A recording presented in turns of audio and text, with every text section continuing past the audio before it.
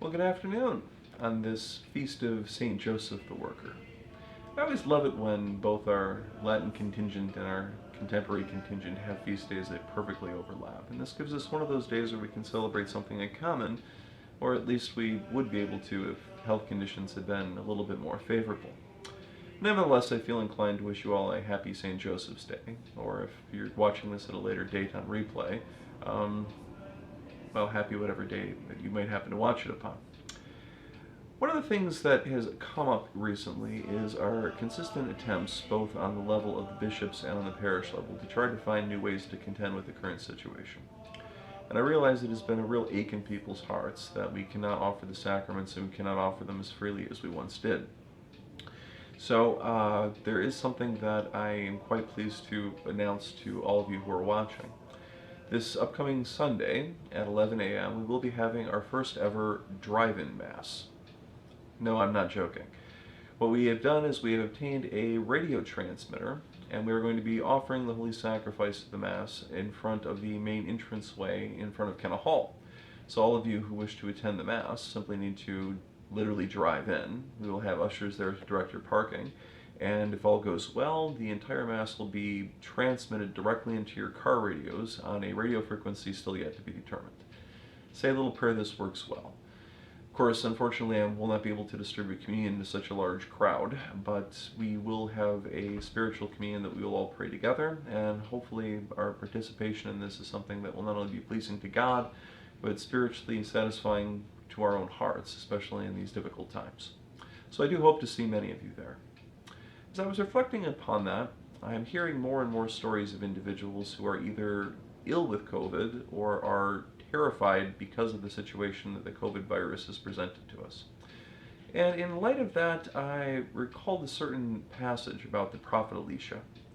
See, in the second book of Kings, in chapter 5, we find an interesting story about a man named Naaman. Naaman, interestingly enough, was not Jewish. He was not of the household of God. From what we know, he wasn't even a terrible man of faith. He was actually a general from the Assyrian armies, and the Assyrians had no love for Israel, and Israel had no love for the Assyrians. From the Israeli perspective, the Syrians were barbaric. They were basically the bullies of the ancient world. They conquered smaller nations and demanded payments and things of that nature in order to try to maintain peace treaties. And of course, they lived pretty high on the hog as a result. Well, Naaman was an incredibly successful general, and amongst his exploits, he had captured some slaves that were of Jewish origin, including a young girl. Naaman was in every way incredibly successful. He was an aristocrat, he was a very accomplished general, he was a man of incredible wealth and influence, but he contracted leprosy. He was a leper, and as his flesh began to melt away from him, suddenly he was confronted with something that was out of his control, something he couldn't do anything about. And of course, this is where the Bible passage picks up. See, as he was attempting to treat his wounds, and after all the physicians in Assyria had failed him, this is when one of the young slave girls that he had abducted that was of Jewish origin said, "If only my master would go to Israel, surely one of the prophets there would heal him." Well, this caught Naaman's attention right away. I mean, after all, if the God of the Israelites could heal his leprosy, what would he not pay in order to obtain this cure? So, of course, he goes off to the king of Israel. He goes right into the temple. He prostrates himself, basically, and puts all these gifts before him and says, "Call your prophet and have him heal me." And of course the king is outraged. He thinks it's blasphemy.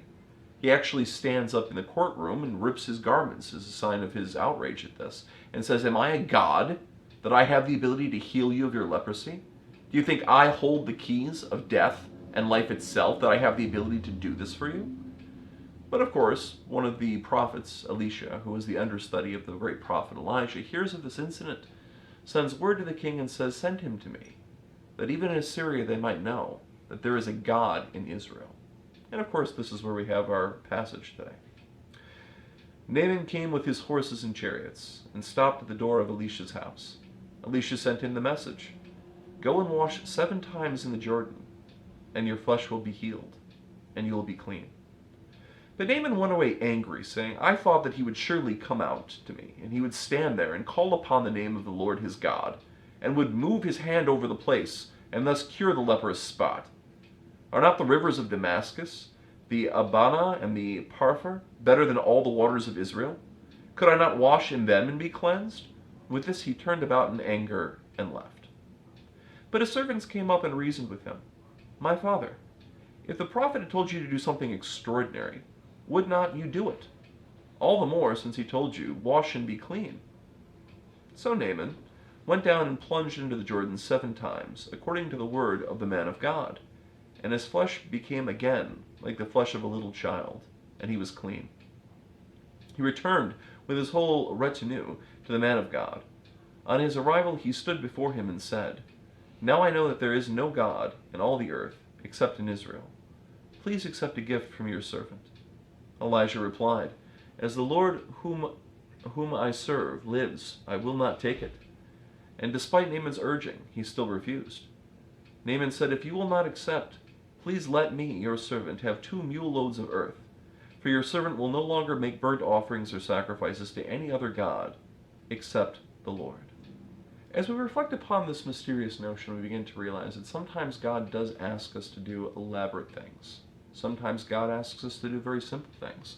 But regardless of what God asks us to do in any time and place, we are called to be faithful and to trust in His will and trust in His good intentions towards us. This is something as men and women of faith we're simply asked to do. Now I realize that there is a lot of misgivings about whatever decisions the governors may have made, whatever decisions the bishops may have made, whatever decisions local pastors and local individuals are making. But I think we need to bear in mind that at this point we're all struggling to try to figure out how to work in this situation in which everything seems to be broken, in which we really don't have a full understanding of what we really ought to do. We're struggling sometimes to figure out what is the right way to proceed, what is the right way to find God's will, and what is the right way to truly care for the people of God. We're going to make some mistakes. This is a given. But we do pray for your patience. We pray for your understanding, and we pray for your cooperation. As we reflect upon this, I've been informed from various different sources that there have been individuals who have fallen ill, sometimes gravely. And amazingly enough, they found not only their consolation in prayer, they found healing in prayer.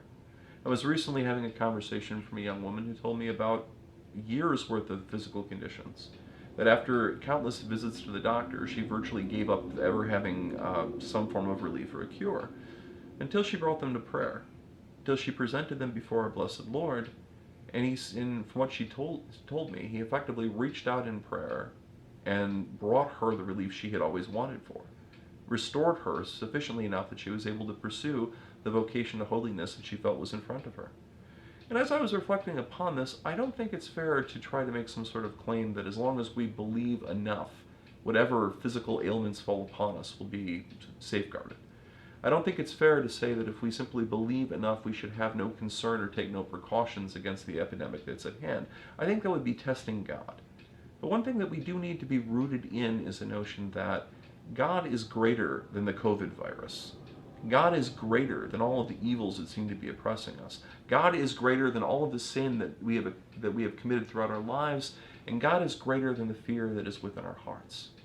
So let us seek the answer in prayer. Let us seek the answer with Him. And if it be something great and extraordinary, then by all means, let us figure out a way to do that. But if it is something simple, then let us be humble enough to acknowledge that and follow in the path that the Lord has provided before us. Let us have no fear. Whether we live or we die through this pandemic, we all find ourselves in the merciful hands of God, who longs to draw us back to Himself in His heavenly home forever. So let's keep this in mind. Our God is greater than our fears.